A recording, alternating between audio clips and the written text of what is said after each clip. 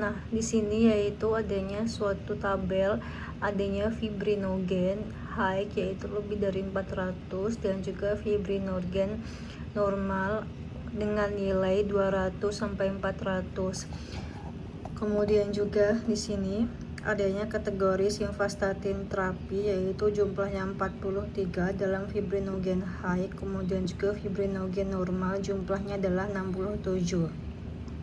Kemudian juga no simvastatin terapi fibrinogen tingginya itu 32, fibrinogen normalnya 58, totalnya 90. Kemudian juga kalau misalkan totalnya fibrinogen tinggi adalah 75, fibrinogen normal adalah 125, totalnya adalah 200. Desain studi yaitu studi kasus kontrol populasi, yaitu pasien yang menjalani intervensi koroner perkutan atau PCI. Kasusnya yaitu kadar fibrinogen serum tinggi lebih dari 400 mg per dl. Kontrolnya yaitu kadar fibrinogen serum normal 200 sampai 400 mg per desiliter. Paparan yang dinilai yaitu riwayat penggunaan simvastatin atau melalui telah rekam medis. Tabel 2x2 N-nya sama dengan 200, yaitu terapi simvastatin ada dua kategori yaitu tinggi dan juga normal. Kemudian juga terapi tanpa simvastatin yaitu tinggi dan juga normal. Metode statistik terbaik untuk mengestimasi hubungan antara penggunaan simvastatin dan juga kadar fibrinogen serum tinggi pada studi ini adalah A. ANOVA, B. Uji chi-square, C. Analisis korelasi, D. Meta-analisis, E. Uji T2 sampel. Jawabannya adalah B, yaitu uji chi-square. Penjelasan kasus yaitu inti konsepnya atau paling gampang yaitu variabel kategorik atau kualitatif, yaitu berupa kategorik ya atau tidak, normal atau tinggi, dan juga golongan darah. Kemudian juga variabel numerik atau kuantitatif yaitu berupa angka yaitu berat badan, HB, glukosa.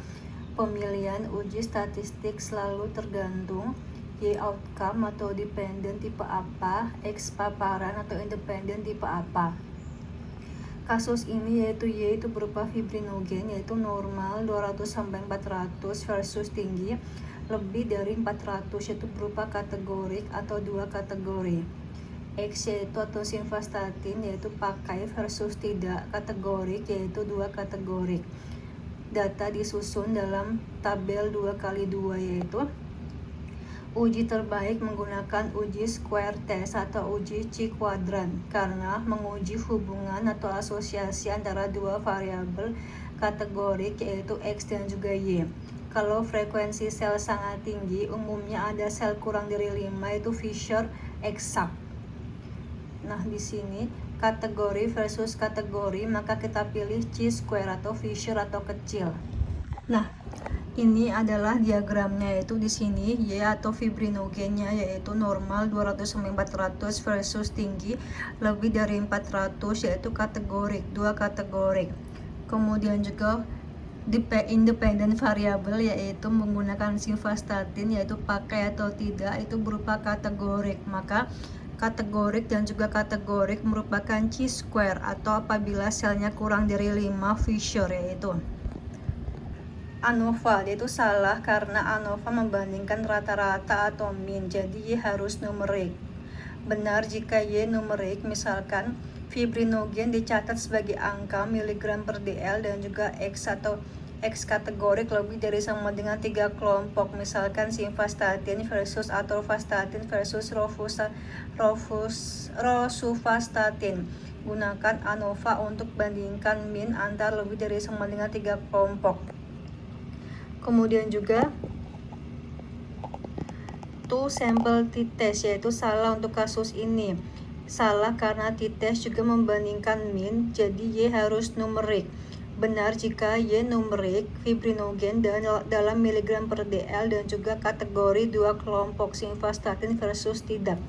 Gunakan t-test untuk bandingkan mean dua kelompok. Correlation analysis yaitu salah karena korelasi butuh dua variabel numerik. Benar jika X numerik dan juga Y numerik. Contoh adalah HbA1c atau angka versus rata-rata glukosa dalam angka, yaitu menunjukkan korelasi atau regresi linear.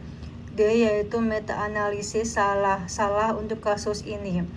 Salah karena meta-analisis itu menggabungkan banyak studi, bukan analisis satu studi. Benar jika ada beberapa penelitian, misalkan 5-10 tadi, tentang simvastatin versus fibrinogen, lalu ingin gabung hasil untuk power lebih besar, maka kita cari meta-analisis. Ringkasan sepercepatnya yaitu kategori versus kategori, chi-square yaitu Fisher atau sel kecil, angka atau Y versus dua kelompok yaitu t-test, angka atau Y versus lebih dari sama dengan 3 kelompok yaitu ANOVA, angka versus angka yaitu korelasi atau regresi linear. Banyak studi, maka kita menggunakan meta-analisis.